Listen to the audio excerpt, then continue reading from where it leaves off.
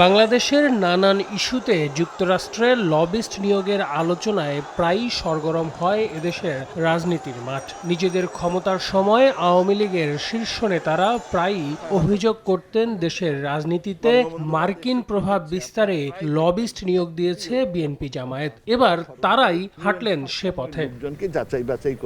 গণঅভ্যুত্থানের মুখে গেল ৫ আগস্ট ভারতে পালিয়ে যান শেখ হাসিনা। পরে গ্রেফতার হন আওয়ামী লীগের অনেক মন্ত্রী এমপি। পলাতক আছেন দলটির অনেক নেতা। এমন পরিস্থিতিতে যুক্তরাষ্ট্রে লবিস্ট নিয়োগ করেছে ওয়াজেদ ইনকর্পোরেশন। সাবেক প্রধানমন্ত্রী শেখ হাসিনার ছেলের প্রতিষ্ঠানটি এই চুক্তির আওতায় আওয়ামী লীগের পক্ষে যুক্তরাষ্ট্রের নির্বাহী ও বিচার বিভাগের কাছে তুলে ধরবে বাংলাদেশের সাম্প্রতিক পরিস্থিতি, যেখানে খরচ হবে $2 লাখ।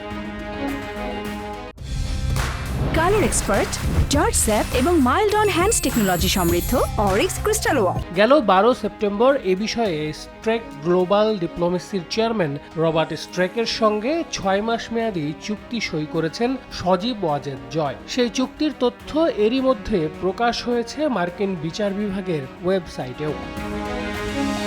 2004 সালে অ্যালকাটেল অ্যান্ড ফা নামের এক লবিস্ট ফার্মের সঙ্গে প্রথম চুক্তি করেন সজীব ওয়াজেদ জয়। আর 2019 সালে ব্লুস্টার স্টাডিজ সহ একাধিক লবিস্ট ফার্মের সঙ্গে চুক্তি করে বিএনপি। আল আমিন তুষার, সময় সংবাদ, ঢাকা।